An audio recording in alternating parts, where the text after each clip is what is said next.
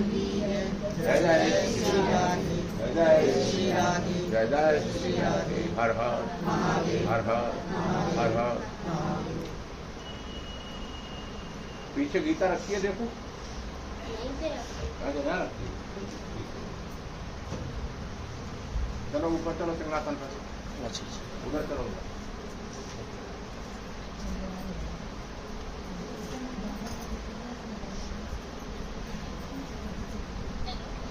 सुनो,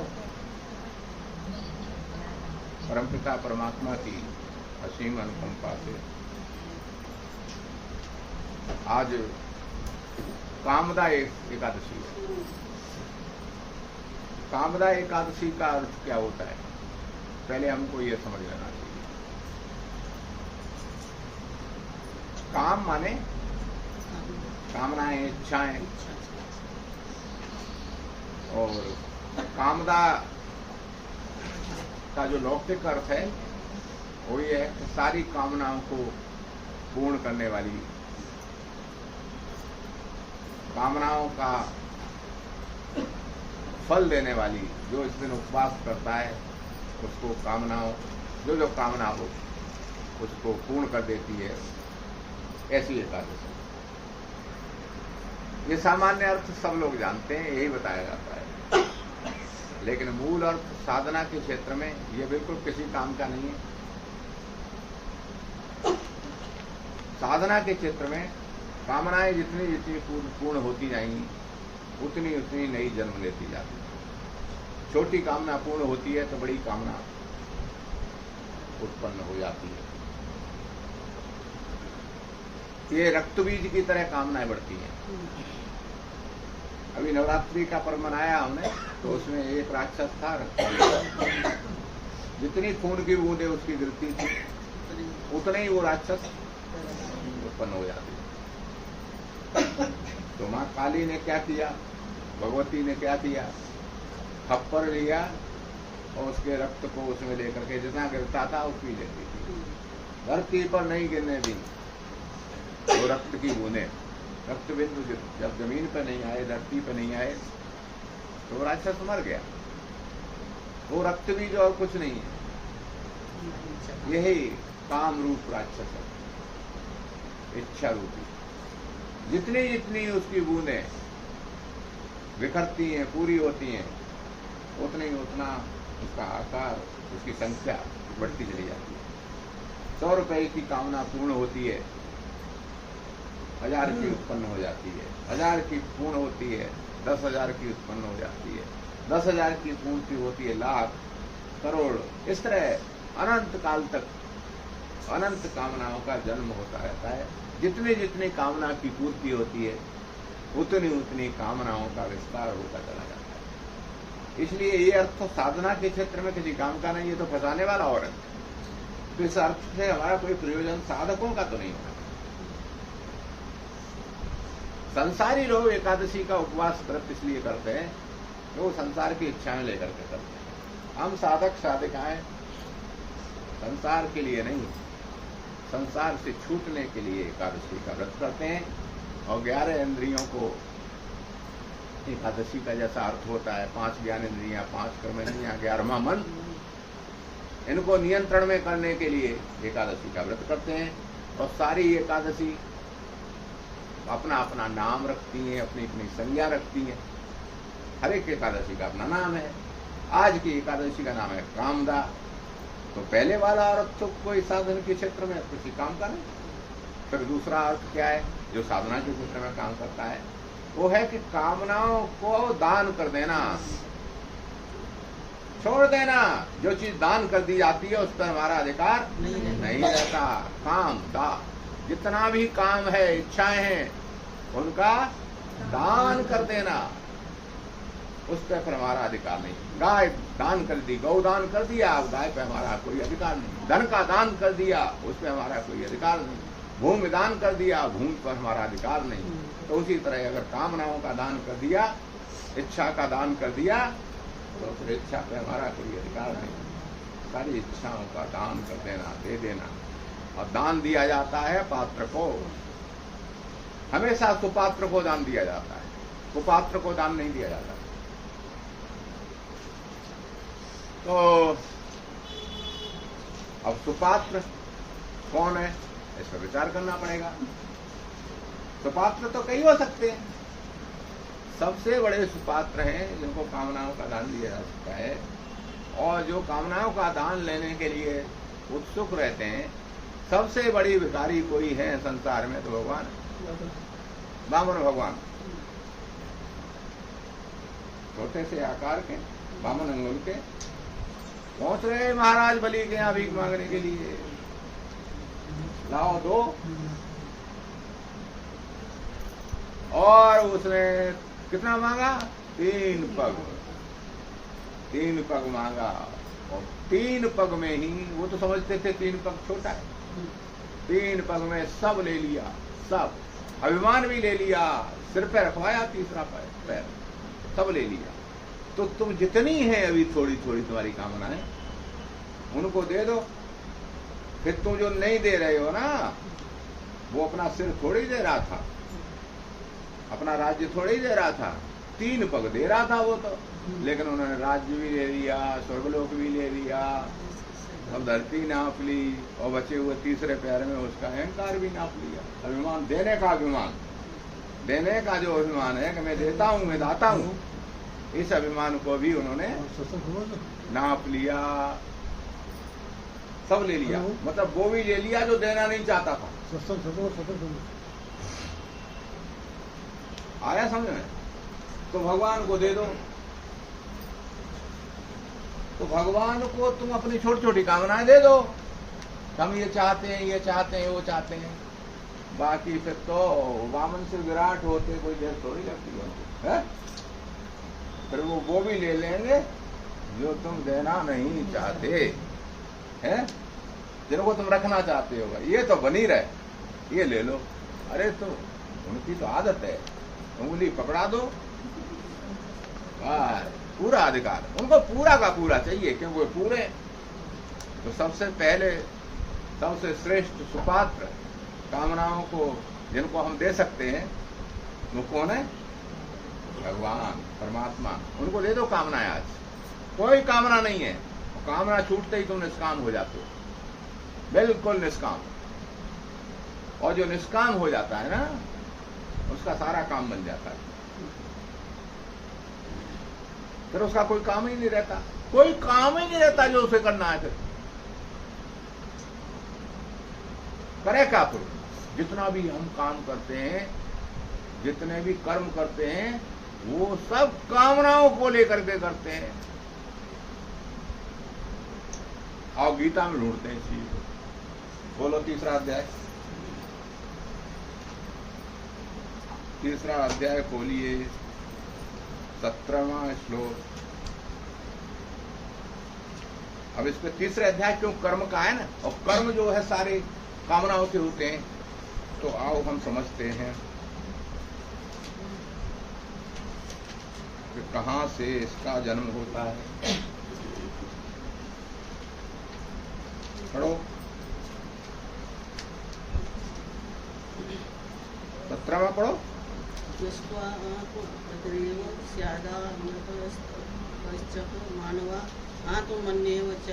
आत्मन्येव च संतुष्ट तस्य कार्यन विद्यते। अब जिसकी कामनाएं चली जाती हैं तो अपने आप में भी संतुष्ट रहने लगता है, अपने में ही उसकी रति होती है, और अपने आप में ही तृप्त हो जाता है। जब तक कामना है तब तक तृप्ति नहीं मिलेगी, कभी संतुष्टि नहीं मिलेगी। अच्छा देखो, 3 चीजें हैं। इस श्लोक को चलो तुम हमारे साथ दोहराओ। यस्तु आत्मरतिरेव स्याद् आत्मतृप्तस्य मानवा आत्मन्येव च संतुष्टा तस्य कार्यन विद्यते। एक कामनाएं 3 तरह की होती हैं। 3 चीजों के लिए कामनाएं होती हैं। बहुत गहरी बात बता रहे हैं भगवान। एक तो चाहिए रति। रति किससे होती है? स्त्री जो सुख मिलता है ना, तीन तरह से मिलता है। एक रति स्त्री पुरुष के जो संबंध से मिलती है? जो संतोष, जो सुख मिलता है उसको क्या कहते हैं? रति। इसलिए कामदेव की पत्नी का क्या नाम है? रति।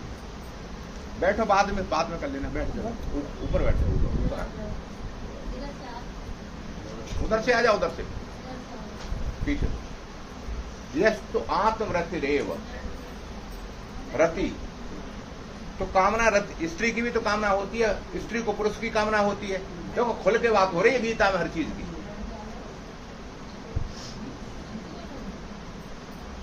बैठ जा, नीचे बैठ जा। यस तो आत्मरतिरेव, रति, और ये बड़ी कामना होती है, बहुत बड़ी कामना होती है रति की।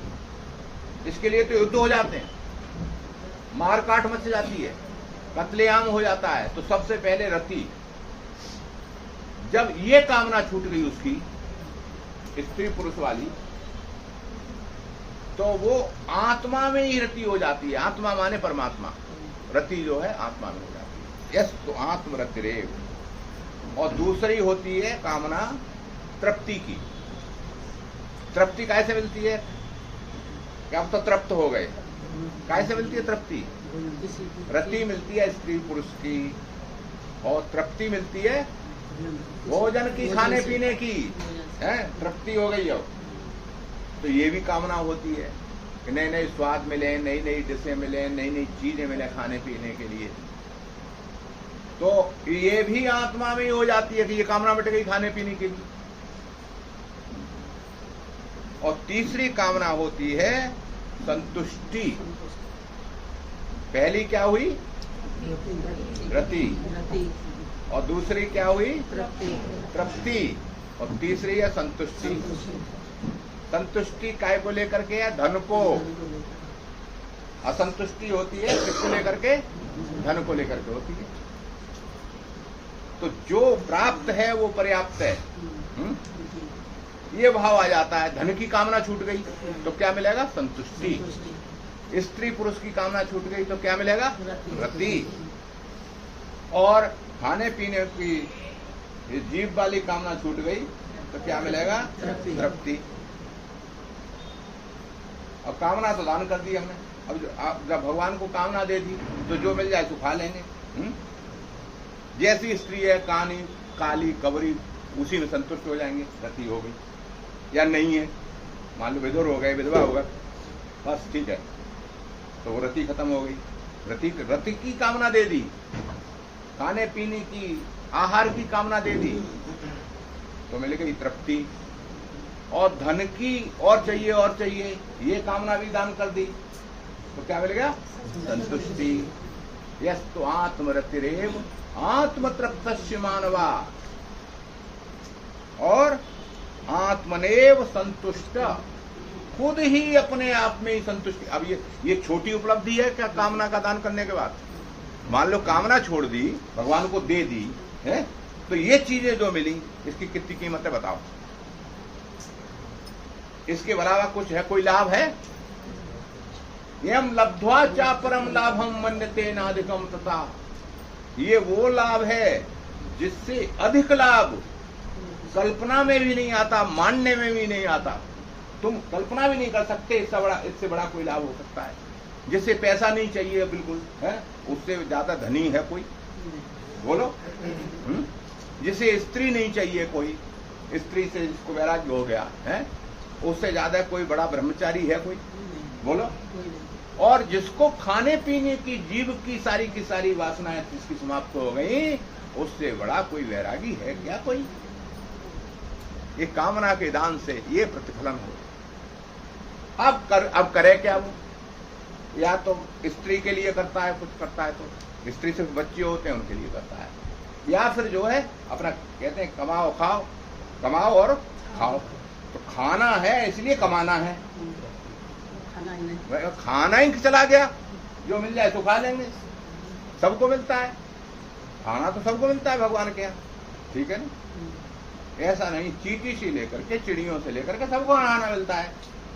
लेकिन मनुष्य कमा करके खाता है, क्योंकि मनुष्य को स्पेशल खाना चाहिए अपने अनुसार। हमें ये चाहिए, वो चीज चली गई, तो खाना तो मिलेगा ही। जो नहीं कमाते हैं उनको नहीं मिलता है क्या? हमने तो ऐसे ऐसे मलंग देखे हैं, भीख मांगने वाले और कमाने वाले टेंशन में बिल्कुल सीखिया देखे हैं। तो खाना तो सबको मिलता है। दत्तात्रेय जी महाराज पड़े रहते थे, तो उनसे एक प्रश्न किया भागवत में उनसे, ये बताओ आप हट्टे घट्टे मस्त पड़े रहते हो, कुछ खाते खाते नहीं? तो उन्होंने अपने बताया कि जी हमने बड़ी मुश्किल से सीखी है चीजें। उस पर आस्था जब हो जाती है, सारी कामनाएं उनके ऊपर, तो भगवान 9वें अध्याय में 22वें श्लोक में कहते हैं, क्या कहते हैं? गीता नहीं ले आज, खोलो 22वां 9वां। अनन्यश्चिन्तयन्तो माम् ये जना परिपासते तेषां नित्यभियुक्तानां योगक्षेम वहाम्यहम्। अब जो मेरे आश्रित हो गया है, मेरा ही भजन कर रहा है, कोई काम उसको रहा नहीं, तो ऐसे व्यक्ति को जो मेरी उपासना करता है, नित्य अभियुक्ता नाम, मेरे आश्रित है, कोई कर्म नहीं रहा, कोई कामना नहीं उसके पास, तो उसका योग क्षेम भाम्यहम, मैं योग और क्षेम मैं बहन करता हूं। उसको खाना भी मैं दूंगा, अरे ब्याह भी करवा दूंगा जरूरत होगी तो, रति भी मैं दूंगा उसको, भोजन भी मैं दूंगा उसको, और धन भी मैं ही दूंगा उसको, जितनी जरूरत है मैं दूंगा। योग क्षेम बहाम अहम, मैं वहन करता हूं। व्यवस्था तो बढ़िया हो गई है, कोई टेंशन रहा नहीं, तो खाने को भी मिलेगा, पैसा भी मिलेगा, अपना टेंशन नहीं है। कोई नहीं मिल रहा है इसका मतलब हमें जरूरत नहीं है। हमारी कामना उनकी कामना हो जाती है, वो जो उचित समझते हैं तो करते हैं। तो ये कामदा एकादशी का ये फल है। अब इस काम जो है कहां से उत्पन्न होता है, कैसे छोड़ें? कह तो दिया छोड़ दो। क्या ये छोड़ना इतना सरल है? तो छोड़ने का विज्ञान समझना पड़ेगा, कैसे छोड़ें। तो जिस चीज को हमें छोड़ना है, जिस चीज से हमें अलग होना है, उस चीज का हमको पता होना चाहिए, ये कहाँ रहती है। कामना, ये काम कहाँ रहता है, तो निकालो। अब चोर का पता ही नहीं निकाले कहां से, पहले पता तो हो इस कोने में बैठा है ये, तब निकाला जाए। तो इसी ये पूरा तीसरा अध्याय कर्मयोग का अध्याय है। अब आओ इस पे, तो पहचाने कहां, कैसे रहता है।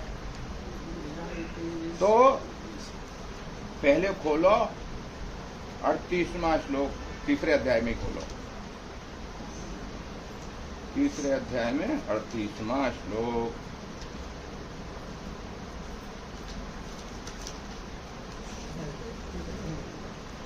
ये प्रश्न है। इधर आ जा तू, एक इधर आ जा, एक आ जा, एक इधर आ जा। ये है, ये प्रश्न अर्जुन का है, 38 में से पहले 37 में। अर्जुन ने पूछा, अथ केन प्रयुक्तोपम पापम चरित पुरुषा। ये काम ही सारे के सारे पाप कराता है। तो अर्जुन ने पूछा, ये पाप जो होते हैं इच्छाओं को लेकर के होते हैं। भाई तुम चोरी बेईमानी तब करोगे ना जब तुम पैसे की ज्यादा इच्छा होगी, फिर तुम अपने अवराने को नहीं देखोगे। पाप सारे के सारे कामना से होते हैं। जिसको स्त्री की इच्छा है नर्मदा की, तो वो कोई रिश्ता नहीं देखा, संबंध नहीं देखता, पशु की तरह हो जाता है। इसी तरह जैसे धन की इच्छा है, वो भी ये नहीं देखता हम किसका ले रहे हैं, वो चोरी भी करेगा, डकैती भी करेगा, हत्या भी कर देगा पैसे की। ऐसे ही जिसकी जीभ खराब हो गई है, खाने पीने को जिसको आदत पड़ गई है ऐसे ही खाने का, कि हमें तो ये चाहिए, कैसे ही चाहिए, वो भी किसी सीमा तक चला जाएगा। किसी के खेत में से कुछ उठा लाएगा, किसी के पेड़ से फल तोड़ लेगा, कुछ भी करेगा उसके लिए। और खाने के लिए फिर वो भी चोरी इत्यादि करेगा। तो भगवान ने कहा ये जो है श्री भगवान वाच 37वां श्लोक 3 अध्याय का स्पष्ट स्पष्ट बिल्कुल स्पष्टम बात हो रही है, सीधे सीधे, कोई घुमा फिरा के नहीं। तो कहते हैं ये काम जो रहता है, कामेश क्रोधेश रजोगुण समुद्भवा महासनो महापाप्मा विद्येन मे वैरिणम। हे अर्जुन, ये जो पाप होता है ना, वो दो हैं शत्रु, इनको बैरी को पहचान लो। कहाँ से कामना, काम तो काम, और पहले नंबर पे कौन है? काम, और फिर दूसरे नंबर पे क्रोध। अब काम का और क्रोध का एक वंश वृक्ष है। जैसे बाप हो तो उसके बेटे। तो अगर हमें मूल पता चल जाए कि इच्छाएं कहाँ से पैदा होती हैं, जो हमसे अनर्थ करवाती हैं, पाप करवाती हैं, दूसरों को हम जो है दुख देते हैं, दूसरे के संपत्ति का, दूसरे की भूमि का, दूसरे के सुख चैन का हम हरण कर लेते हैं, तो कामना से होता है। तो काम पहले क्या है? काम, और काम से पैदा होता है फिर क्रोध, बेटा है काम का। तो इसलिए उसका नाम दूसरे नंबर पे आया है। बाप का नाम पहले आना चाहिए, इज्जत बाप को देनी चाहिए ना। तो भगवान ने कहा काम एश क्रोध एश, ये काम है और क्रोध है, ठीक है ना। इनसे सारा का सारा पाप कर्म होता है। तो इनका फिर बाप कौन है काम का? तो कह रहे हैं रजोगुण समुद्भवा। ये किससे पैदा होता है? रजोगुण से। पूरी वंशावली है। इच्छाएं कहां से पैदा होती हैं? रजोगुण से। और रजोगुण तुम जानते ही हो, ये चंचलता जितनी है सारी की सारी, चांचल्य चित्त का, वो रजोगुण से होता है। जितनी क्रियाशीलता है, ये जितनी इच्छाएं हैं सारी की सारी रजोगुण से पैदा होती है। तमोगुण से प्रमाद और आलस्य पैदा होता है। ये गुणत्रय विभाग योग है ना, कौन सा अध्याय है? 14वां। उसमें पूरा पढ़ लेना है, वहां नहीं जा रहे हो, नहीं तो फिर वहां घुस जाएंगे हम।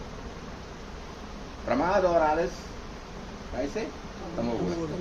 तमोगुणी आदमी पड़ा रहेगा, किसी का नुकसान नहीं करेगा। दारू पी लेगा, पड़ा, आलस्य में पड़ा है, हो जाए इधर उधर। लेकिन रजोगुणी एक्टिव होता है, वो करता है कुछ ना कुछ। क्यों? पहले इच्छा उसके अंदर पैदा हुई, काम पैदा हुआ, क्योंकि उसके अंदर रजोगुण है। जो सो जाएगा वो कुछ नहीं करेगा, जो बेहोश हो जाएगा वो कुछ नहीं करेगा, करेगा वो जिसके अंदर रजोगुण आ गया। इच्छा पैदा हो गई। अब इच्छा में किसी ने बाधा डाली तो उसका पुत्र कौन पैदा हुआ? क्रोध। अब उसकी 2 संतान है, ये पहले बताया, काम की 2 संतान। बड़ा बेटा है क्रोध, अग्रज, इसलिए उसका नाम ले दिया यहाँ पे क्रोध। अब क्रोध आया तो फिर उसकी 2 संतानें पैदा हुई क्रोध, एक बेटी एक बेटा।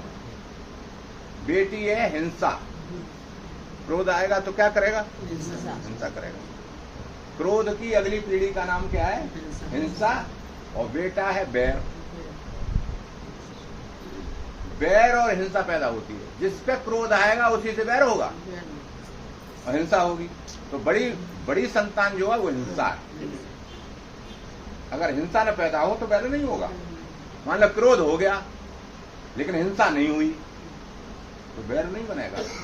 मारपीट नहीं हुई, गोली नहीं मारी, लाठी नहीं मारी, हिंसा नहीं की, क्रोध आ गया, पी गए, तो वो क्रोध जो है निसंतान रह गया, उसकी कोई संतान नहीं हुई, दूसरी पीढ़ी में बंद, खत्म। लेकिन अगर जो है वो बना रहा या बलवान हो गया, जवान हो गया क्रोध, तो उससे फिर 2 संतान पैदा होंगी, बड़ी बेटी हिंसा, फिर उसका अनुज छोटा वैर। ये हुए, ये वंशावली हुई किसकी? रजोगुण, रजोगुण से काम, काम से क्रोध, और क्रोध से हिंसा और वैर। अब छोटा बेटा काम का, ये तो बड़े बेटे की वंशावली हो गई क्रोध वाली। छोटा बेटा, उसका नाम है लोभ, यानी वो इच्छा अगर पूरी हो गई तो फिर क्या आएगा? लोभ, यानी और मिले और मिले, ये लोभ हो गया। अब लोभ के भी 2 संतानें हुई। फिर लोभ से जो उत्पन्न होता है वो क्या होता है? लोभ जिसको होगा ना, उसका होगा चोरी। उसके यहाँ बेटी का नाम है चोरी। जिसको लोभ होगा वो क्या करेगा? चोरी करेगा। और एक बेटा हुआ, उसका नाम है संग्रह। जिसको लोभ होगा ना वो चोरी करेगा। स्टेन कहते हैं जिसको लोभ होगा बिना चोरी के नहीं मानेगा। तो जहां हाथ लगेगा वहीं लोभ आ गया ना, तो चोरी बड़ी बिटिया। अच्छा, दोनों के, क्रोध के और लोभ के पहले बेटी पैदा होती है सत्यानाश में। क्रोध के जो बेटी हुई उसका नाम है हिंसा है, और लोभ के जो हुई उसका नाम है चोरी। और फिर बाद में बेटा हुआ, वो हुआ संग्रह। लोभी आदमी इकट्ठा खर्च नहीं करेगा, चमड़ी जाए पर दबड़ी नहीं जानी चाहिए, संग्रह करेगा, इकट्ठा करेगा और इकट्ठा और इकट्ठा और इकट्ठा, और मर जाता है ऐसे ही करते करते। तो ये भगवान ने क्या बताया? काम का वंश बताया, काम के बाप का भी नाम बता दिया, रजोगुण। अगर जो है तुम्हें काम उत्पन्न करने से रोकना है, पूरी वैज्ञानिक है गीता, अगर तुम्हें चाहती हो तुम्हारे अंदर कामनाएं न पैदा हो तो रजोगुण को मत बढ़ने दो। और 14वें अध्याय में लिखा है कि ये गुण है ना, जो रजोगुण, सतोगुण और तमोगुण, ये एक दूसरे को दबाते रहते हैं। तो रजोगुण को दबाने के लिए तुम्हें क्या करना चाहिए? सतोगुण को बढ़ाना चाहिए। नष्ट नहीं होते एक दूसरे को दबा, कभी सतोगुण दबा लेता है रजोगुण को और तमोगुण को, तो सतोगुण अभी क्या है तुम्हारा जो है सतोगुण और तमोगुण दबा हुआ है। सतोगुण बढ़ा हुआ है, रजोगुण और तमोगुण दबा हुआ है ना। और जब सुधा सो जाएगी तब फिर तमोगुण बढ़ जाएगा और रजोगुण और सतोगुण बढ़ जाएगा। अभी तो तुम्हारा बड़ा हुआ है। हाँ। तो भाई इस तरह बढ़ते घटते रहते हैं, तीनों काम के हैं। अगर रात को रजोगुण बढ़ा रहे तो नींद नहीं आएगी, फिर रील चलेगी। तो रात में तमोगुण की आवश्यकता है, ये ऐसे ही नहीं है तो बेकार है तमोगुण। अगर तमोगुण नहीं आएगा तो सो नहीं पाओगे। रात में भी प्लान करोगे सुबह उठ के क्या करना है, अच्छा या बुरा, रजोगुण बढ़ेगा। और अगर सतोगुण बढ़ा रात में, हमारा सतोगुण नहीं बढ़ता, हम भी उठ जाते हैं रात को 11 बजे उठ गए, तमोगुण नहीं आया, ज्यादा 2 घंटे आ गया, उठ गए। फिर अब हमारे हाथ में रजोगुण बढ़ाने के सबूत सतोगुण, तो हम अगर पड़े रहते तो सोचते रहते हैं घर के, परिवार के, इधर के उधर के तमाम।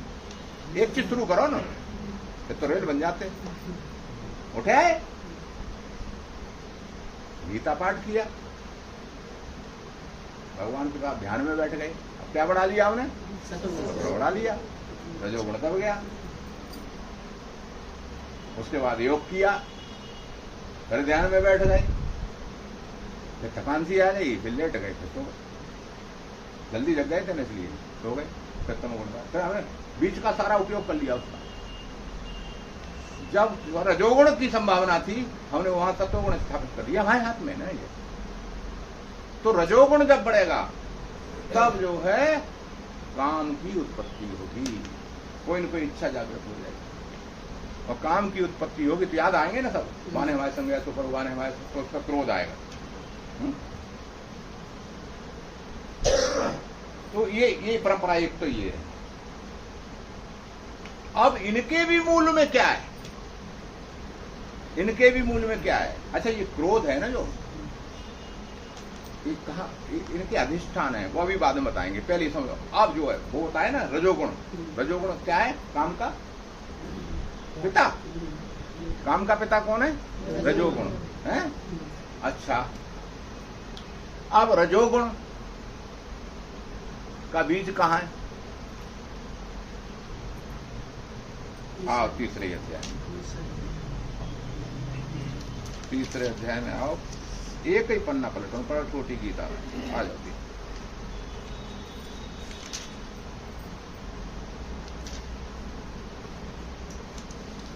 नहीं, ये कौन सा श्लोक देखा था अभी मैंने? अच्छा, ये तो यही है, 34वां श्लोक तीसरे का, 34वां। इंद्रियस्येन्द्रियार्थे राग द्वेषो व्यवस्थितो तयोर्वशमागच्छेतो यस्य परिपंथनो। अब ये जो है रजोगुण बढ़ाने वाला जो बीज है वो है राग और द्वेष। अगर राग न हो, किसी से आसक्ति न हो, या तो जिनसे तुम्हें आसक्ति है, जिसको तुम प्रेम कहते हो, गीता उसको आसक्ति कहती है। प्रेम नहीं होता, प्रेम तो परमात्मा से ही होता है। लेकिन तुम जिसको प्रेम कहते हो, हमें तुमसे प्रेम है, लला से प्रेम है, ललित से प्रेम है, पति से प्रेम है, पत्नी से प्रेम है, इनसे प्रेम है, उनसे प्रेम, बोलते तो ऐसे ही हो ना। लेकिन गीता की भाषा में वो प्रेम नहीं है, आसक्ति है। तो उसको कहते हैं राग। राग होगा, उसी को लेकर के काम होगा। उसमें शरीर भी आ जाता है, शरीर से भी राग है तो शरीर को लेकर के इच्छाएं पैदा होंगी। संतान से राग है तो संतान को लेकर के इच्छाएं पैदा हुई, कैसे पढ़ेगी, कैसे लिखेगी, कैसे ब्याह होगा, कैसे क्या। तो ये राग है ना, तो ये राग से ही रजोगुण बनता है। राग नहीं होगा तो तुम्हारा जो है रजोगुण नहीं बढ़ेगा। नहीं समझ में आया? प्रश्न करना उसमें। और दूसरा क्या है? द्वेष है। इंद्रिय से इंद्रियार्थे राग द्वेषो व्यवस्थित हो। और दूसरा है द्वेष। या द्वेष होगा किसी से तो रजोगुण बढ़ेगा, फिर उसको मारे की प्लान बनाओगे, तुम उसको नुकसान पहुंचाने की प्लान बनाओगे। राग होगा, उसके लाभ के लिए तुम इच्छाएं करोगे, और जिससे द्वेष होगा उसकी हानि के लिए इच्छाएं करोगे। संसार में कोई ग्रंथ ऐसा नहीं है जो इतनी गहरी व्याख्या करे। ये हमारे पास है। हम कितने सौभाग्यशाली हैं कि श्रीमद् भगवत गीता हमारे पास है। हाँ, गहराई पर जाकर के कहां से हमको पकड़ना है बीमारी को ताकि ये न बढ़े, वो बता रहे। अब ये कहां रहते हैं राग द्वेष? वो पहले ही कह दिया उन्होंने इसी श्लोक में, इंद्रियस इंद्रियार्थे। आज इंद्रियों के निग्रह की बात हो रही है ना एकादशी को, तो कहां रहता है ये राग द्वेष? इंद्रियों में। यहाँ करना पड़ेगा काम एकादशी को। इंद्रियस और इंद्रियार्थ, अर्थ कौन से? विषय, इंद्रियों के विषय। आंख का विषय रूप, यानी रूप में राग होगा। इंद्रिय है आंख, और उसमें रूप है, विषय उसका अर्थ।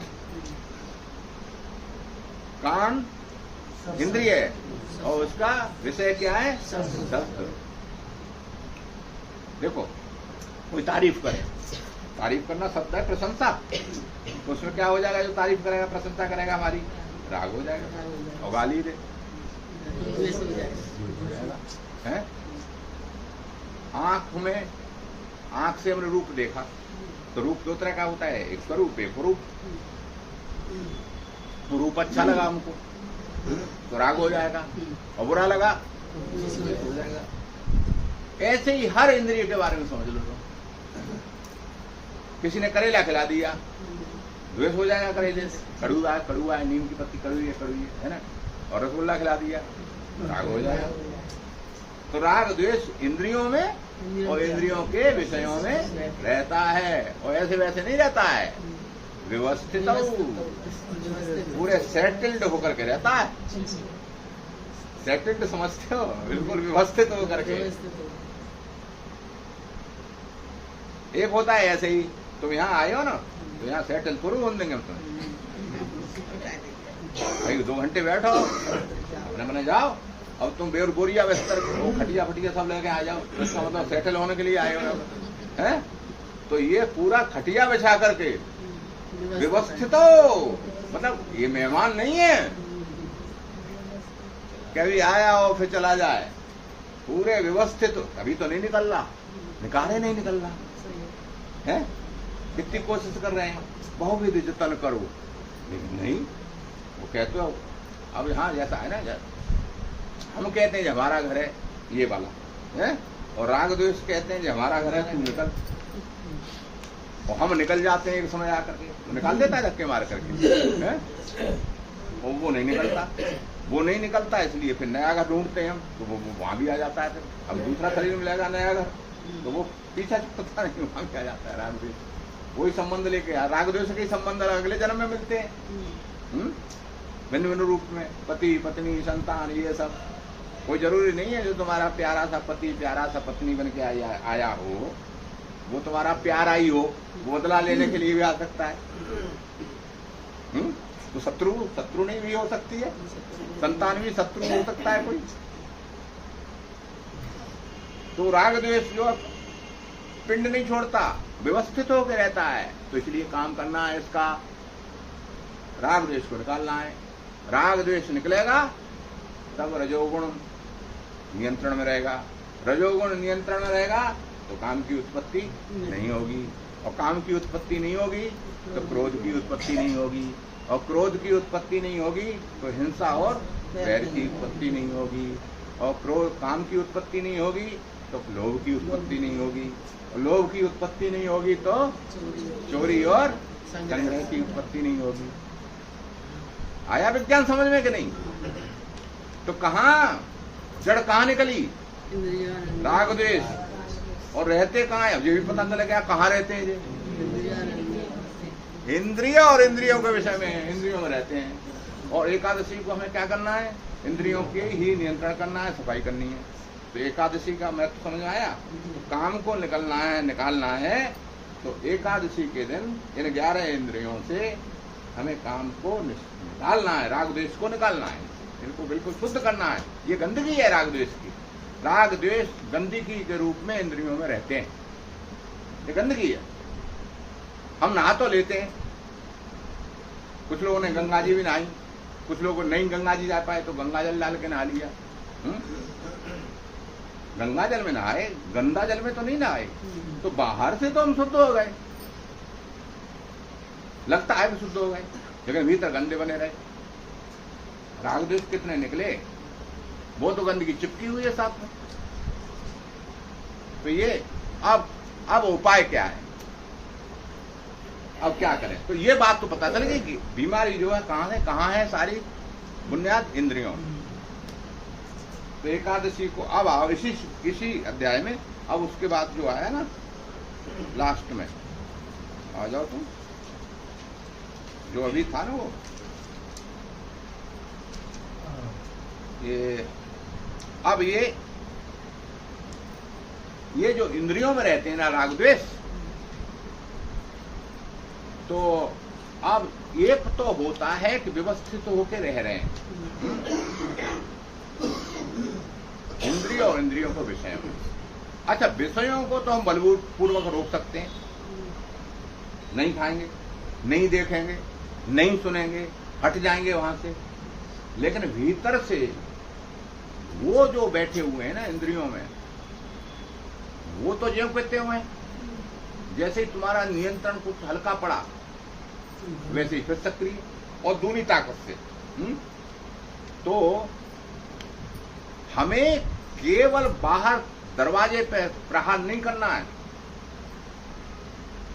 बेडरूम तक जाकर के प्रहार करना है निकालने के लिए।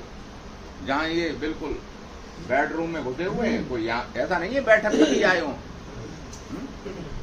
बेडरूम में, तो उसको कहते हैं अधिष्ठान। तो अधिष्ठान कहाँ है इनका? आ तो गए अंदर इंद्रियों में। कहां से आए? इंद्रिय के अर्थ से, इंद्रियों के विषयों से। पहले इंद्रियों के विषयों में थे, वहां से इंद्रियों में प्रवेश कर गए, बेडरूम में आ गए, और फिर जो है अधिष्ठान में पहुंच गए, अंदर जाकर के। अंदर के स्थान में वो क्या है? 40वां श्लोक, तीसरे अध्याय का बोलो। इंद्रियाणि मनोबुद्धि अधिष्ठानमुच्यते एतैर्विमोच्येष ज्ञानम आवृत्ति देहिनम। अच्छा, सत्संग में हमको ज्ञान प्राप्त होता है, लेकिन ये ज्ञान ढक जाता है। अभी तो तुम्हें सब सही से लग रही है, बढ़िया बात है, अब हम उनसे छुटकारा पा लेंगे। तो ये जो है क्या है? बेडरूम में घुस गए, और बेडरूम में घुस करके इनने काला पर्दा बाहर डाल दिया। अब भीतर कुछ नहीं दिखाई देता कौन है अंदर, पर्दा डाल दिया। तो जो रोशनी है भीतर की, वो बाहर नहीं आ पाती, और अंदर की रोशनी, बाहर की रोशनी अंदर नहीं आ पाती। ढक गया वो। क्या ढक गया? ज्ञान।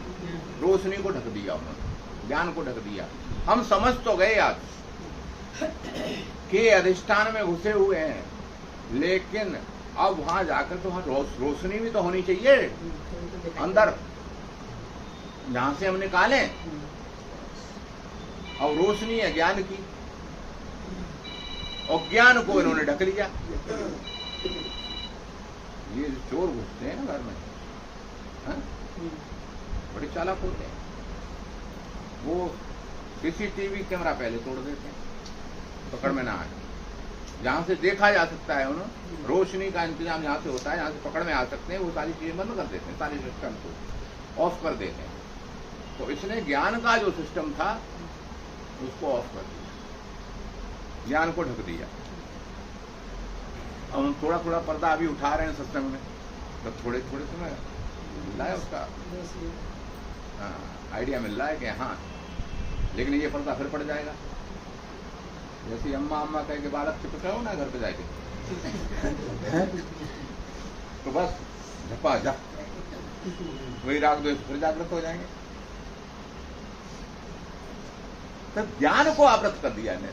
सबसे बड़ा हमारे जो वो हमारी हानि की है इन्होंने,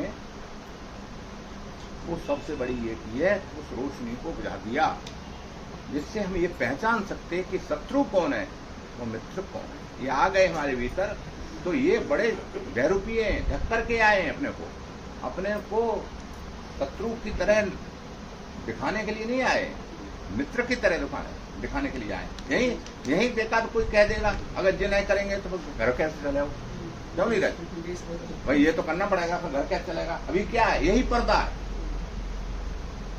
कि इसके बिना घर नहीं चलेगा। अगर आसक्ति नहीं करेंगे परिवार वालों से तो घर कैसे चलेगा। ये क्या है, यही पर्दा है। घर तो तुम्हारे, तुम मर जाओ तो चले हो घर किसी के चलाने से नहीं चलता है। कुत्ते के नीचे चलने से बैलगाड़ी नहीं चलती है। छत पर चिपकली चिपक जाए तो वो तो यही सोचती है हम छत को संभाले हुए हैं, सत्संग में क्या करेंगे जाके, हम गए छत गिर जाए, तो वो उसके चिपकने से ऊपर छत का बोझ जो है वो नहीं संभलता है। वो तो संभालने वाला तो उसमें मटेरियल लगाए ना, लोहा सीमेंट वाटर, उससे संभल रहा है। चिपकली के चिपकने से नहीं संभल रहा, तो घर तो चलता है। राग द्वेष के बिना भी चलेगा, राग द्वेष के बिना अच्छा चलेगा। तो ये राग द्वेष के रूप में जो भीतर बैठे हुए हैं, और ये इनके अब क्या है, 12 स्थान एक आध जगह थोड़ी कब्जा कर लिया है, मेन जगह सारी भेल नहीं, पूरी कोठी अंदर की। तो क्या क्या है, इंद्रियां। एक तो इंद्रियां 10 इंद्रियां, और मनो, और मन में भी घुस गए थे जाकर के, और बुद्धि। तो पहले आए कहाँ? कर्मेंद्रियों में। देखो कैसे प्रवेश किया, पहले आए कर्मेंद्रियों में, फिर गए ज्ञानेंद्रियों में, और उसके बाद फिर गए मन में। एक एक करके एंट्री हुई, और मन के बाद फिर कहाँ समा गए जाकर के? बुद्धि। कितने हो गए? 12। आज है एकादशी।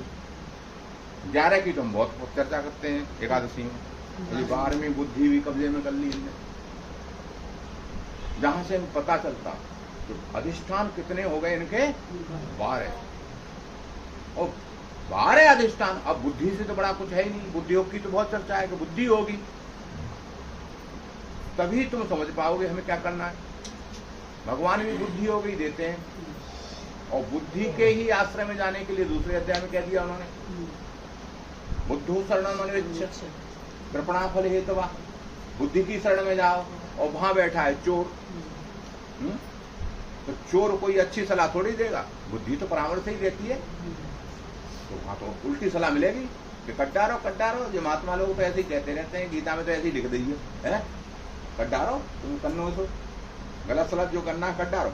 क्यों? वहां तो बैठा है वही सलाह देने वाला, मंत्री गड़बड़ हो गया।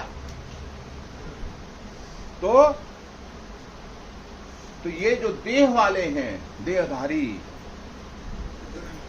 उनके ज्ञान को आच्छादित करके ये जीवात्मा को एतेर विमोहत्यस्य, विमोह में डाल देते हैं, मोह में डाल देते हैं। ये मोह पैदा होता है ना, मोह में कुछ नहीं दिखाई देता।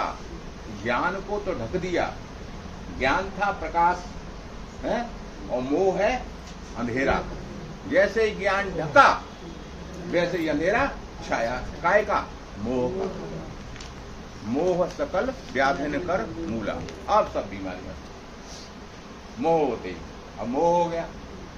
तो इसलिए अब क्या करें, इतनी तो व्याख्या उसकी कर दी, सारी चौड़ी समझा दी।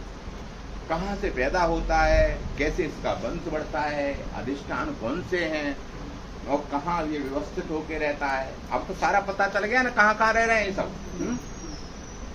शुरुआत कहाँ से करें? अभी भीतर से शुरुआत नहीं करनी है कि सीधे भई से निकालें जाकर के बुद्धि से। बुद्धि से नहीं निकलेगा,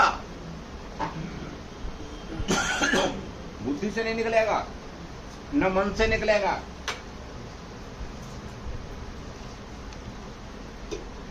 तो क्या करें? भगवान कह रहे हैं 41वां श्लोक, तस्माद् इंद्रियाणि आदौ नियम्य भरत सभा पापमानं प्रजहेयनं ज्ञान विज्ञान नाशनम। इसलिए हे अर्जुन, तुम सबसे पहले कहाँ काम करो, किसको नियंत्रण में करो? इंद्रियाण। पहले इंद्रियों को वश में करना सरल है। बुद्धि को वश में करना सबसे कठिन है। बुद्धि की अपेक्षा मन को वश में करना सरल है, मन की अपेक्षा इंद्रियों को वश में करना सरल है। तो कहां से? जहां कमजोर कड़ी हो ना, वहां से काम शुरू करना चाहिए। जीतने की प्रक्रिया कमजोर दुश्मन से पहले शुरू करनी चाहिए। जो कमजोर कड़ी है तो वो है इंद्रियां। क्यों? सबसे बाहर यही। तो सबसे पहले कर्मेंद्रियों को रोको। मन में कुछ आ भी रहा हो, ज्ञानेंद्रियां कुछ उल्टा सीधा देख भी रही हो, कान कुछ गाली वाली सुन भी रहा हो, है ना, ठीक है ना, तो गाली सुन करके तुम कम से हाथ को रोक लो, तो थप्पड़ नहीं मारेंगे। हा? तो पहले रोको कौन सी इंद्रिय को? कर्मेंद्रियों को। फिर उसके बाद रोको ज्ञानेंद्रियों को। ज्ञानेंद्रियों में जैसे गाली किसी ने दी, तो गाली तुम तब समझते हो गाली जब तुम गाली का अर्थ जानते हो। बोलो। एक अंग्रेज आया, उसको किसी ने माँ बहन की गाली देना शुरू करी।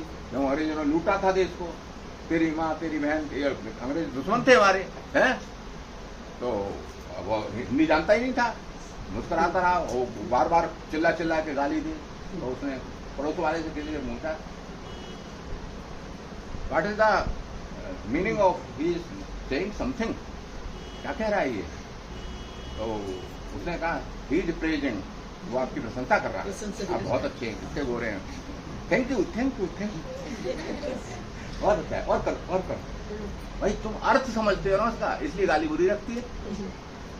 अगर अर्थ नहीं समझते गाली बुरी नहीं लगेगी। तो तुम जो है अगर जो है वहां से अर्थ से अपना ध्यान हटा करके उसको अर्थ पे न लेकर के, भगवान बुद्ध को गाली दी किसी ने, वो बैठे रहे ऐसे ही, तो उन्होंने कहा, किसी ने कहा कि ये गाली दे रहा है आपको। बोले कि ये बताओ कोई चीज आप हमको दो तो हम ले नहीं तो कहाँ रहेगी? मेरे पास रहेगी, मेरे पास रहेगी तो ठीक है, वो दे रहा है हम नहीं ले रहे, तो गाली कहाँ रही? माँ की बहन की, उसी के पास रहेगी। तो ये अर्थ समझ लिया हमने कि वो हमारे लिए नहीं दे रहा है।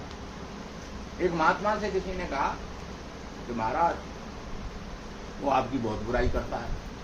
सत्संग वालों में अक्सर होता है, जो तुम्हारा गुरु है उसकी बुराई कोई करने लगे, है ना,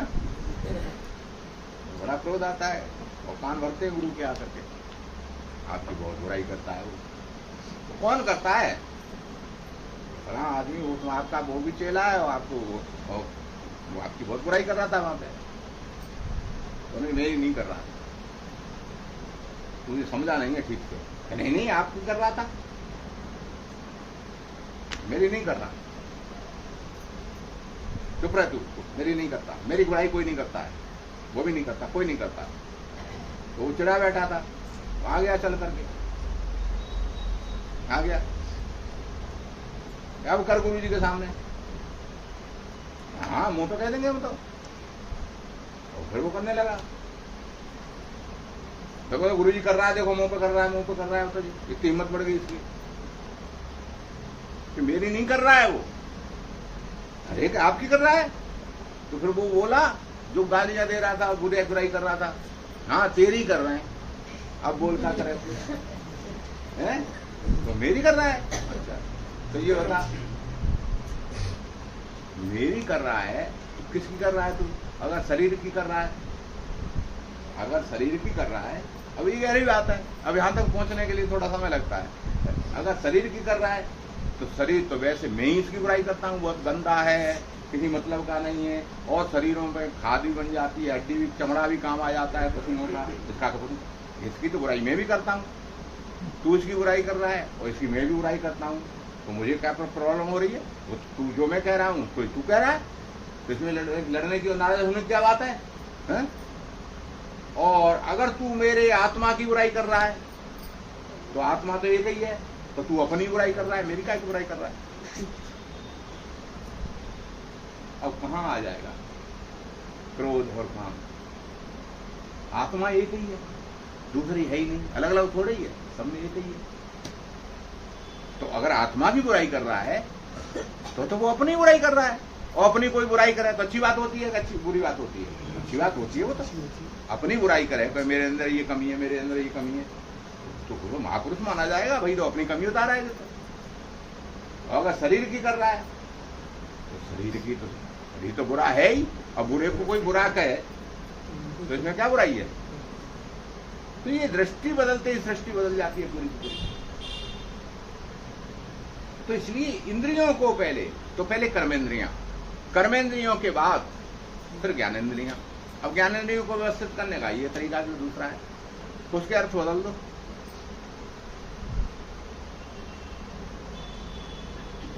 हर चीज के भाई, स्त्री तो एक ही है, स्त्री शरीर तो एक जैसे ही है, अलग अलग है। अब दृष्टि बदलते ही सृष्टि बदल जाती है। शरीर एक जैसे ही है, एक के प्रति पत्नी का भाव रखते हैं, एक के प्रति माँ का रखते हैं, एक के प्रति बेटी का रखते हैं, एक के प्रति बहन का रखते हैं, बाकी सब पवित्र भाव होते हैं एक को छोड़ करके। वो भी पवित्र ही होता है, शादी की है तो वो कौन सा पवित्र होता है? उसको तो उसी दृष्टि से देखना चाहिए, पत्नी की दृष्टि।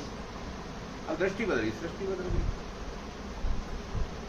तो आंख से भी भाई, हमारी बेटी सुंदर हो हमें तो गौरव होता है।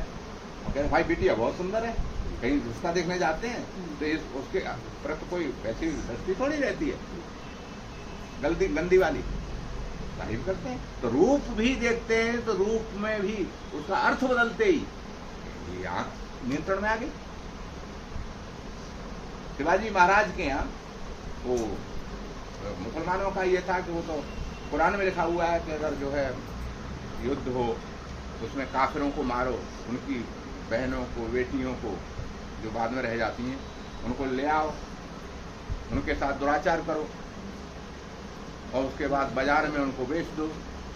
लोंडियाँ माले गनीमत लिखा हुआ है, मैंने पढ़ा है। माले गनीमत यानी जो युद्ध में जो जीती गई औरतें वो गनीमत माल मिला है, माल कहते हैं वो। उसको चाहे जैसे कर सकते हैं, जैसे और चीज़ मिलती है सोना चांदी ये सब लूटा उन्होंने, वैसे ही स्त्रियों को भी लूटा। तो उनको बेच भी सकते हैं, उनको भोग भी सकते हैं, उनको कुछ भी कर सकते हैं। माल है वो, माले गनीमत।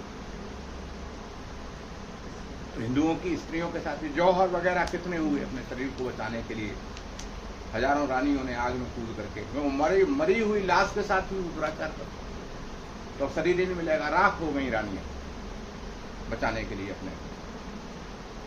लेकिन हमारे यहाँ युद्ध में हम हरा भी देते थे राजपूत सारे किसी को, तो उनकी जो माता बहनें थी, बेटियां थी, उनको आंच नहीं आती, उनको सुरक्षित थे। तो ये कर रहे थे सारे मुगल इसी तरह से। औरंगजेब एक बार क्या हुआ, आवाजी सोनदेव जो सेनापति थे महाराज शिवाजी के, वो भी क्रोध में थे कि अब ये करते हैं हम भी करेंगे। तो वहां का जो सेनापति था उसकी पुत्र बधू गोहरवानी वो डेरे में थी, उनको हरा दिया, भगा दिया, वो रह गई। उसको लेकर के आए पालकी में और कहा कि हम महाराज शिवाजी के सामने पेश किया उसको, आपके लिए नायाब तोहफा लाए आज की लड़ाई में जीतने के बाद। शिवाजी समझे पता नहीं क्या लाया, दिखाओ। तो उसमें से वो बहुत सुंदर थी गोहरवानी, ये आपके लिए लाए। नजरें नीचे हो गई उन्होंने उनकी। आवाजी सोनदेव से के लिए अन्य सिपाहियों को आदेश दिया इसको बंदी बनाओ। ये दृष्टि है ना। और कहा मां अगर तू मेरी मां होती तो मैं भी तेरी तरह सुंदर होता, काश तू मेरी मां होती। देखो उसने पर्दा हटा दिया, ऐसी उम्मीद नहीं थी, उसके यहां ऐसा होता नहीं था। रोने लगी, सम्मान के साथ पालकी में बैठाल करके उसको दंडित किया अपने सेनापति को और उसको वहां मुगलों के यहाँ। तो दृष्टि रूप के प्रति भी आपकी क्या होती है, रूप देखना बड़ा थोड़ा ही है, उसके प्रति कैसा भाव आपका जागृत होता है ये महत्वपूर्ण है। तो इंद्रियां अगर जो आंख रूप तो देखेगी, अच्छा लगेगा, लेकिन वो नियंत्रण में है अगर, तो फिर उसकी आसक्ति नहीं पैदा होगी। तो पहले कर्मेंद्रियां, उसके बाद ज्ञानेंद्रियां, इनको नियंत्रण में करने के लिए यहां काम करना चाहिए। पहले कर्मेंद्रियों, ज्ञानेंद्रिय में कोई विकार आ भी गया तो कम से कम कर्मेंद्रिय हाथ न उठे हाथ पकड़ने के लिए उसको, वो रुक गई ना, भीतर रहा लेकिन आपने एक्शन नहीं लिया तो आगे बात नहीं बढ़ेगी। ज्ञानेंद्रिय में आसक्ति आई और आपने हाथ पैर भी चला दी है, वही बात बिगड़ गई, पूरा नियंत्रण खत्म हो गया। तो पहले कर्मेंद्रियां, उसके बाद ज्ञानेंद्रियां, उसके बाद मन, फिर मन में प्रवेश करो। जब अभ्यास इस तरह का बढ़ेगा तो मन भी नियंत्रित हो जाएगा। तस्माद इंद्रियाण आदौ, इसलिए शुरू में आदि में सबसे पहले कामनाओं को नियंत्रित करने के लिए कहाँ काम करना है, कहाँ, इंद्रियाण।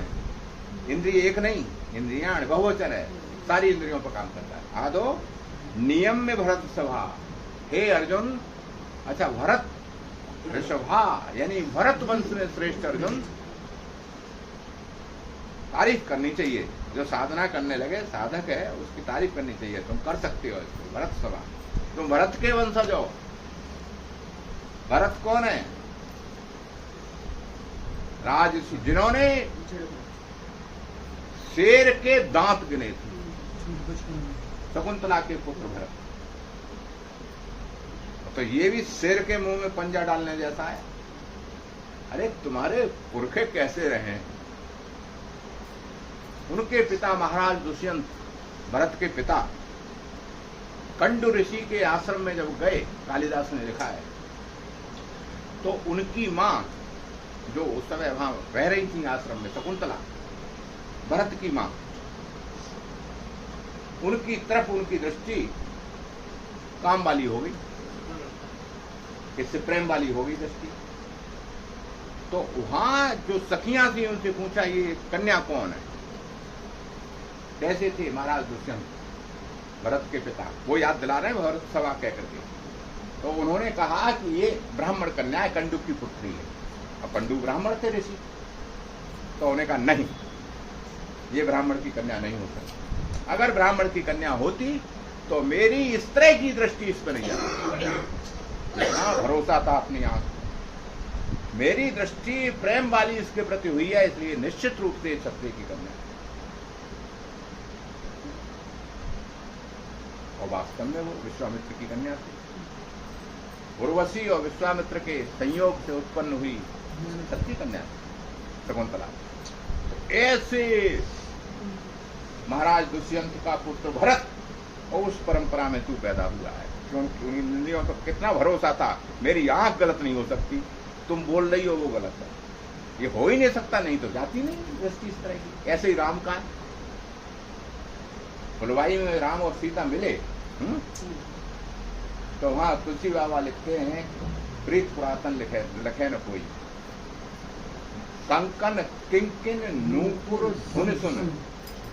अभी देखा नहीं है माता सीता को राम ने, केवल कंकन, ये अलंकार होता है उसमें, अंग्रेजी में ओना मोटा पोइया, ध्वनि अलंकार, ये हिंदी में नहीं है, अंग्रेजी में भी है, संस्कृत में भी है।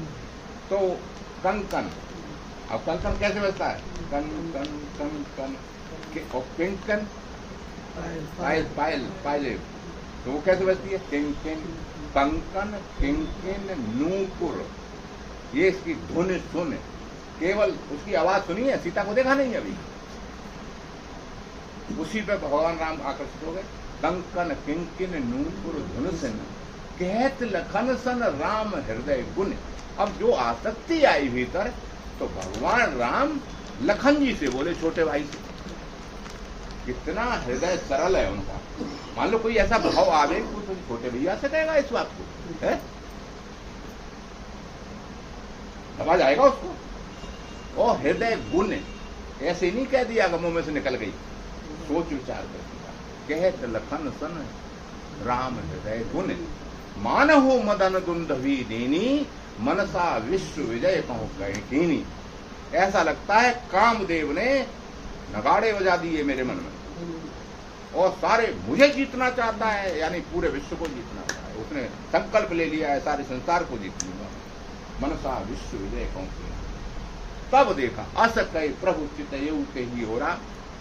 किधर? जिधर से आवाज आ रही, क्या देखा? सिय मुख सस्य भय नयन चकोरा।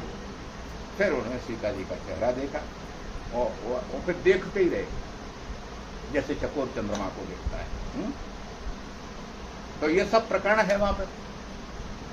अब क्यों और किसी की तरफ नहीं आता? तो भगवान राम लक्ष्मण से कहते हैं कि अवश्य ये मेरी अर्धांगिनी है, अन्यथा किसी पराई स्त्री पर मेरी दृष्टि इस तरह नहीं जाती हो। मेरे वंश में नहीं गई, पूरे रघुवंश में कभी ऐसी दृष्टि नहीं होती। पराई स्त्री को माता रानी के रूप में, बेटी के रूप में देखते हैं। अगर ये दृष्टि हो रही है तो निश्चित रूप से ये मेरी प्रिया।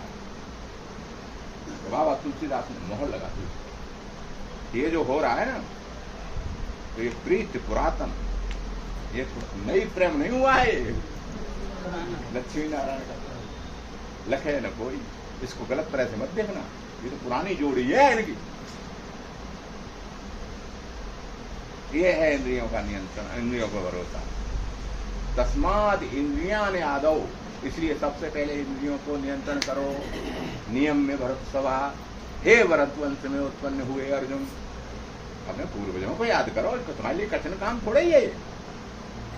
और यहां से अगर तुमने ये कर लिया तो सारे पापों से बच जाओगे। क्या है, क्या है अगली पंक्ति? पाप मानव प्रजयनम ज्ञान विज्ञान नाशनम। और ये जो पाप कराता है ना, वो सबसे बड़ा पापी कौन है? काम, कामदा एकादशी। ये सबसे बड़ा पापी कौन है? काम। काम न हो तो कोई पाप नहीं होगा। पाप का बाप कौन? काम। बिना काम के पाप नहीं होगा। तो इसको सबसे बड़ा पापी है ये। एक तो वो होता है जो पाप कर रहा होता है, मार रहा होता है। एक वो होता है जो मरवा रहा होता है, वो सबसे बड़ा पापी होता है।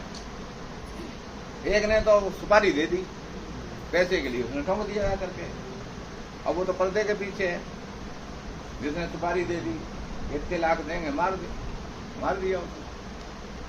असली तो कातिल वो है जिसने वो सुपारी दी। पाप जो होता है ना, वो तो प्रत्यक्ष दिखाई देता है पाप किया, लेकिन पाप का बाप है काम, जो करवाता है पाप। तो इसको कहते हैं, इसको मार डाल। प्रजहेयनम, मार डाल इसको। क्यों मार डाले महाराज? बना रहने दो। क्यों? ज्ञान विज्ञान नाशनम। ये क्या करता है काम? ज्ञान और विज्ञान को नाश कर देता है। ज्ञान थ्योरी, विज्ञान प्रैक्टिकल। बिना पहले ज्ञान होगा फिर विज्ञान होगा, साइंस विज्ञान। तो संसार में जो विज्ञान है वो ज्ञान के आधार पर है। तो ये ज्ञान को ही बुझा देता है, अंधेरा पर्दा डाल देता है। और ज्ञान जब बुझ जाता है, ज्ञान पे पर्दा आ जाता है मोह का। सारी बातें, मोह का पर्दा आया ज्ञान पे, विवेक पे, बुद्धि को ढक लिया, तो फिर क्या हुआ? फिर विज्ञान भी खराब हो गया, फिर वैसा ही व्यवहार होने लगा संसार में। इसलिए कामदा एकादशी को ये सब करना चाहिए, इंद्रियों से शुरुआत करना।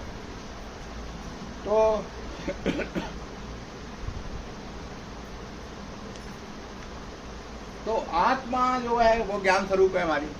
तो आत्मा को प्रकट करने के लिए, उस रोशनी को जो बुझ गई है, मोह का नाश करने के लिए, ये एक दूसरे से क्रम से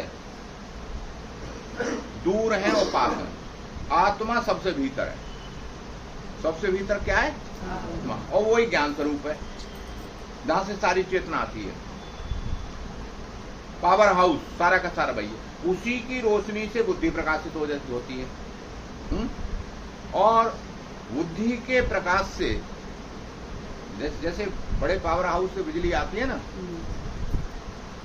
फिर वो यहाँ आती है बिजली घर पे, एकदम आ जाती है घर में। यहाँ बिजली घर से फिर आती है ट्रांसफॉर्मर में, वहां बिजली बदलती है। फिर जो डीसी करंट होता है ना, डायरेक्ट वाला, उसको बदलते हैं फिर एसी में। और एसी करंट हमारे घरों में आता है,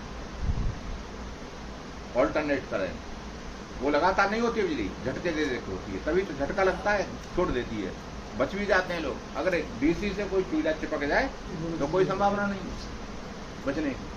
तो एसी आती है, एसी से सारे हमारे इंस्ट्रूमेंट चलते हैं। तो भीतर बड़ा वाला पावर हाउस है, वो है आत्मा। और आत्मा के बाद फिर छोटा वाला है बुद्धि। और बुद्धि से फिर आता है मन, है। यहाँ ट्रांसफॉर्मर लगा हुआ है, फिर वो एसी में बदलती है, डीसी वाली, डायरेक्ट वाली।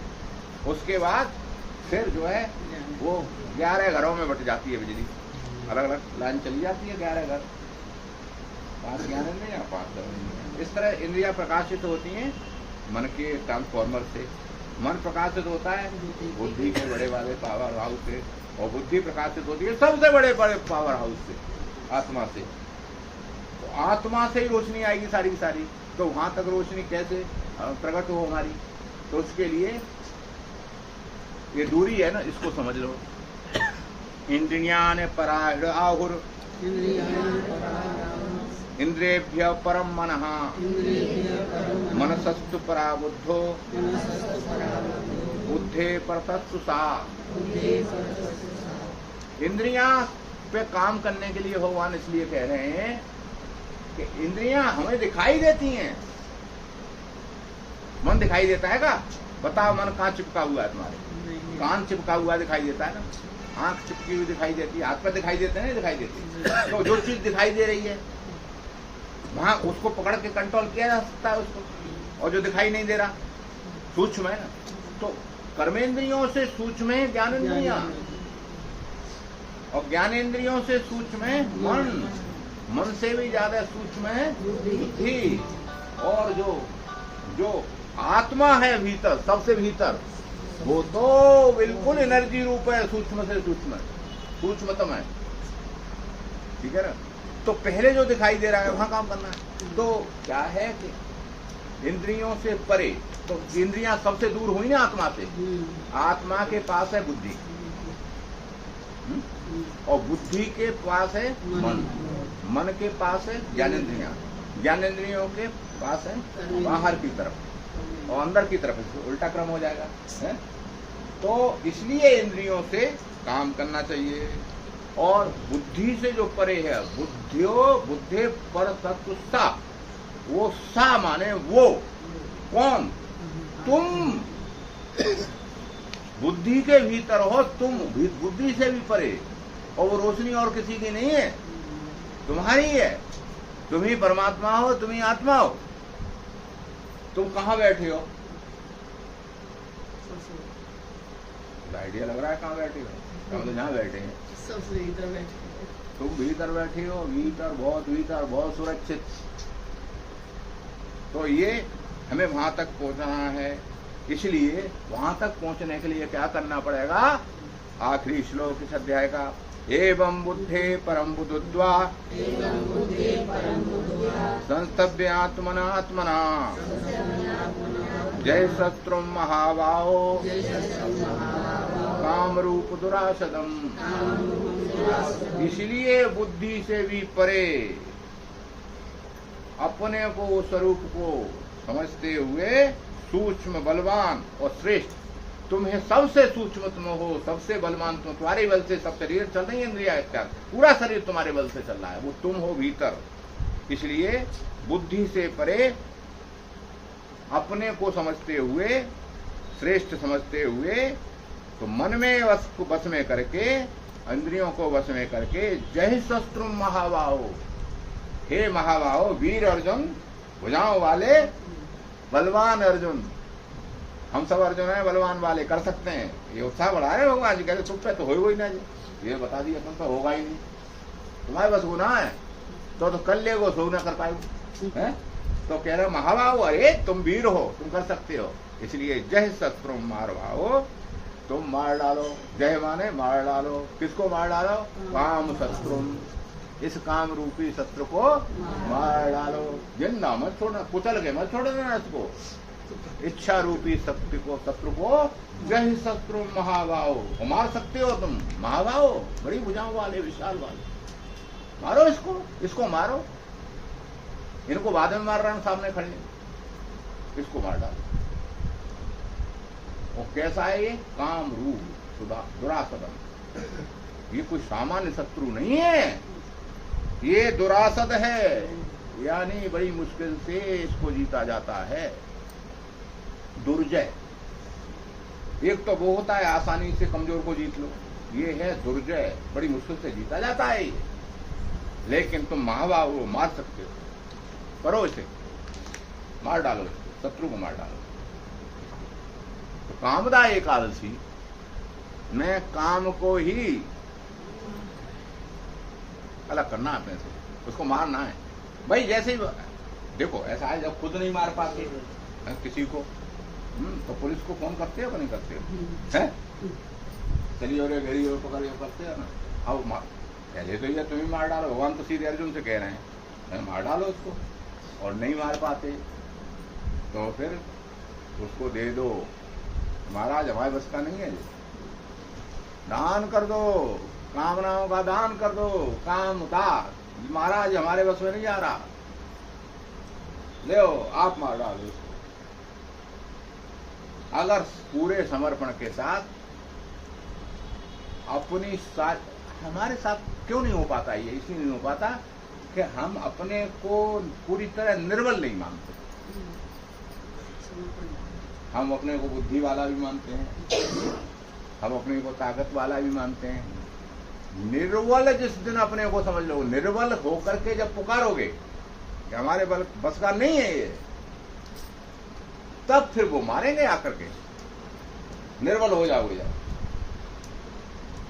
भगवान के पास बल की तो कमी है नहीं, तो हम बल दिखाते हैं उसको, बुद्धि का, धन का, पैसे का, सबका बल दिखाते हैं। आदमियों का जन बल, भुज बल, धन बल हमारे पास है, हम कर लेंगे। भगवान नहीं आते, कभी अनुभव में नहीं आएंगे, अनुभव में नहीं आते वो। परमात्मा साक्षात भी आते हैं, ऐसा नहीं है, साक्षात भी आ जाते हैं, लेकिन अनुभव में आते हैं, अनुभव में नहीं आते वो। क्यों नहीं आते? क्यों? अपने बल के घमंड में। जिसके पास धन हो अकूत, और तुम उसे दिखाओ 11 रुपया, आ जाओ ले जाओ उनसे 11 रुपया है, आएगा? नहीं आएगा। और जिसके पास अनंत गुना परिवार हो, बहुत लोग हों उसके साथ, उससे कहो कि 2 आदमी हम दे रहे हैं तुम्हें, अपना परिवार बढ़ा लीजिए, लला लली और हम, और चलो 4 दे देंगे। आदमी को देना मुश्किल पड़ता है, हमें ले जाओ, आएंगे वो क्या जरूरत, हमको कमी है का बाल बच्चे में, तो तुम्हें ले जाएंगे 2। तुम अपनी ताकत दिखाओ, हम में बहुत ताकत है महाराज, थोड़ी ताकत तुम्हारी और बढ़ जाएगी, ले जाओ। भगवान पे क्या बल की कमी है? सारी सृष्टि का संचालन कर रहे हैं, अनंत कोट जीवात्मा उनके परिवार में है, और जितनी संपत्ति हीरा जवाहर आप तुम दिखा रहे हो बैंक में इकट्ठे कर रहे हैं ना, उनके पास वो साथ साथ उनकी पत्नी ही लक्ष्मी जी, बोला लक्ष्मी जी जिनकी पत्नी है, तो उनसे कह रहे हैं लाओ 11 रुपए दक्षिणा दे देंगे, आ जाओ हमारा भी काम कर दो, प्रसाद चढ़ाएंगे। उनके पास, जिसके पास ये सब चीजें हैं, वो नहीं आएगा। आप उस व्यक्ति को वो चीज दीजिए जो उसके पास न हो, तो आएगा कि नहीं आएगा लेने के लिए? जो चीज जिसके पास नहीं है और वो तुम दिखाओ उसको, देखो ये चीज तुम्हारे पास नहीं है, ये ले लो, तो दौड़ा आएगा कि नहीं आएगा? तो भगवान के पास सब कुछ है कि नहीं है? है। एक चीज नहीं है, वो हम देते नहीं, क्या? निर्बलता। बल की तो कोई कमी नहीं है, भगवान में निर्बलता है कोई? बलहीनता है कोई? नहीं है ना। तो निर्बलता दिखाओ उन्हें कि हम निर्बल हैं, तो भगवान लेने आ जाते हैं निर्बलता। जो निर्बलता उन पे है नहीं भाई, जिस पर जो चीज नहीं होती वो लेने आ जाता है। जो नंगा घूम रहा है उसे कपड़े दिखाओ, आ जाएगा नहीं आ जाएगा? तो निर्बलता उन पे है नहीं, तो निर्बलता उन्हें बहुत प्रिय है। कोई दे तो सही हम निर्बल हैं। वो आती था ना गज, पत्नियां थी, उसमें भी बहुत बल था, ग्रह और ग्रह की लड़ाई हुई। गजेंद्र जब तक निज बल रहा कि वो नेक करो नहीं काम, जब जो वर सूंढ रही ना बाकी है, हाँ, तो आए आधे नाम। निर्बल है, जब निर्बल होकर के हरे नाम पुकारो, अब कुछ नहीं बल चला, जब तो निर्बल होकर के जब पुकारा तो आए आधे नाम, पूरा नाम भी नहीं ले पाया, तब तक तो आ गए, क्योंकि निर्बलता तो उन्हें बहुत पसंद है, उद्धार कर दिया। पहले ग्राह का किया, बाद में गजेंद्र का किया। भाई जो भक्त के पैर पकड़ रहा है ना, वो तो उससे भी बड़ा भक्त है। भाई ग्राह को पहले उसका उद्धार किया। भगवान जैसे लड़का से ज्यादा नाती प्यारा होता है ना, तो भक्त गजेंद्र तो भक्त था। और उसके जो चरण पकड़े पड़ा हुआ था बहुत दिनों से, वो ग्राह, उनने कहा ये तो हमारा नाती है। भाई उनकी सेवा में पैर पकड़ लिए उसने, तो उन्होंने कहा पहले इसका उद्धार करें। पहले ग्राह का उद्धार किया, उसके बाद गजेंद्र का उद्धार कर दिया। तो हम जब निर्बल होकर के भगवान से कहेंगे ये काम रूपी शत्रु हमारे बस का नहीं है महाराज, अब हमारा बल सारा का सारा चला गया, अब कुछ नहीं कर सकते हम, भगवान उसको जय शस्त्र महाभाव समाप्त कर। वो नारद और उनका उन्होंने कथा सुनी होगी रामायण में। नारद जी ने काम को जीत लिया, कामता एकादशी है ना, तो याद आ गई, काम को जो जीत लिया है ना। तो सब जगह कहते हैं पहले गए शंकर जी के पास, ब्रह्मा जी के पास, ब्रह्मा जी के पुत्र है नारद, है ना, तो प्रणाम नहीं किया उन्होंने, ये तो कोई नहीं कर पाया। ब्रह्मा जी में एक बार काम बेकार आ गया था, तो उन्होंने कहा देखो पिताजी आप न कर पाओ, तो हमने कहा काम को हमने जीत लिया। उन्होंने कहा बहुत अच्छा किया बेटा, भाई बेटा तो बाप से आगे ही जाना चाहिए है, बाप ने इंटर कर लिया तो बेटा एमए करे, बहुत अच्छी बात है, लेकिन बेटा आप कहीं और मत कहिए जब आप लेकर पिताजी जलन लगे होते हैं। पहुंच गए शंकर जी के पास। शंकर जी ने कहा देखो आपने तो जीत नहीं पाया, जला दिया था, ये कोई बात है जड़ से मार डालो काऊ, लड़ाई तो लड़ी ना ठीक से, हमने जीत लिया। उन्होंने भी आपने बहुत अच्छा किया, आप तो हमसे भी आगे निकले। अब ऐसा है हमसे कहीं सु कहीं, भगवान से जाके मत कहना, नारायण से जाकर के। उन्होंने कहा ले जो वैसे नहीं करे, वहां क्यों नहीं जाएंगे जाकर के, वहां भी चले गए। विष्णु भगवान ने उनका बहुत स्वागत किया, उन्होंने कहा आप तो आप हैं, और फिर वो लीला रची, वो आपको पता है सारी चीजें। और फिर ऐसा बंदर बनाया, बहुत बंदर बनाया काम ने, उसी काम में ऐसा जागृत हुआ वो, सब भूल गए। और ये बुद्धि भी चली गई, ये भी समझ में आया भगवान से मांग कर रहे हैं, भगवान से मांगा मुझे अपना रूप दे दो, हरि रूप। अब हरि कहते हैं बंदर को भी, भाई है वृंदावन में हरण कर ले जाता ना, पर्स ले जाए, चश्मा ले जाए, हरि होता है जो हरण करता है, छीन ले जाए, है ना। तो बंदर का भी नाम हरे है, तो हरि का रूप मांगा उन्होंने, क्या आप अपना रूप दे दो ताकि ब्याह करने हम आ जाएगा, है। तो उन्होंने कहा ठीक है बेटा, तथा तू हरि का रूप दे देते हैं, तो बना दिए बंदर। ऐसे बंदर बने, नचा दिया। अब काम ने नचा दिया, कितना शक्तिशाली, भगवान को सांप दे दिया करो, तपे आकृत तुम कीन हमारी, करे हैं किस सहाय तुम्हारी। आपने हमको, हमने आपका रूप मांगा था सुंदर, आपने हमको बंदर बना दिया। तो काम दुरासदम, गीता कह रही है, बड़ा मुश्किल है, दुर्जय है, इसको तो भगवान ही जीत सकते हैं। तो उस काम को भगवान राम का जब विवाह हुआ सीता जी के साथ, उसको घोड़ा बनाया भगवान राम ने, दूल्हा चढ़ता है ना घोड़े पर, तो काम जो है घोड़ा बन के आया, भगवान ने सवारी की। तो भगवान काम के ऊपर सवारी करते हैं, काम के ऊपर तो राम ही सवार हो सकते हैं। वो सब ऐसे वैसे को तो वो कहाँ गड्ढे फड्डे में गिरा देगा, जाकर नारद जी को गिराया, भगवान राम ने सवारी की। अब बारात में शंकर जी और वो सब सारे देवता वहां पे आए हैं। अब वो जो है आंखें उचका उचका करके उनसे चढ़ा रहा था घोड़ा, है क्या वो जरा के दिखाओ। वहां तो जरा दिया, अब करके दिखाओ, अब कोप करो, अब तीसरी आंख खोलो, वो भी मजे ले रहा था। तो भगवान राम जो है काम पर सवार। काम ने एक बार नारद जी से कहा कि महाराज एक बार और लड़ाई है जाए, हैं? उनके भैया तू माफ कर, अब हम तुझसे नहीं लड़ सकते। एक बार ही हमें जो बंदर बनना पड़ा, जरा क्या भगवान को साथ देना पड़ा, अब नहीं लड़ सकते। तो कह बताओ, हमारी तो खुजली आ रही है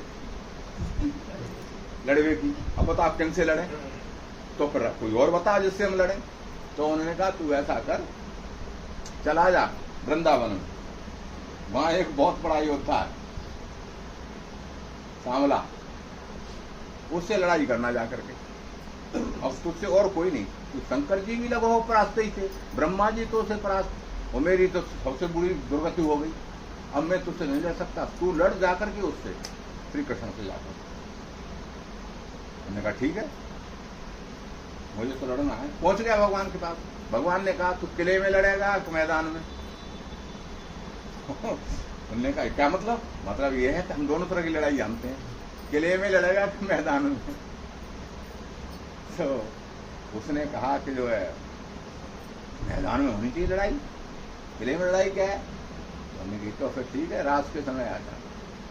वो प्रसंग रास पंचाध्याय का है। तो सारे काम के उद्दीपन संक्षेप में समझ लो, चांदनी रात, शरद ऋतु, और सुंदर सुंदर गोपियां, यमुना का तट, और कोई नहीं वहां पर, एकांत, सारी व्यवस्थाएं काम के उद्दीपन की, और भगवान श्री कृष्ण जो है वहां रास करते हैं। और गोपियों से कह दिया कि जाओ, लौट जाओ। पहला बार वहां हुआ। उसके बाद रास पंचाध्याय में तरह तरह के वो हैं, और कहीं काम को ऐसा कुचल के मारा उन्होंने, उसका विवरण है, कभी रात वो सुनाएंगे रास पंचाध्याय पे, तब समझ में आएगा। पूरे काम को तो राम और कृष्ण कोई अलग थोड़े ही है, वहां राम ने सवारी की, यहाँ श्याम ने सवारी की। राम तो जब उनकी सवारी आए तो कामदा एकादशी के दिन उस काम को निर्बल होकर के अगर हम भगवान को समर्पित कर दें तो कामदा एकादशी का जो व्रत है वो सफल हो जाएगा। बोल वृंदावन बिहारी, बोलो हरि शरणम।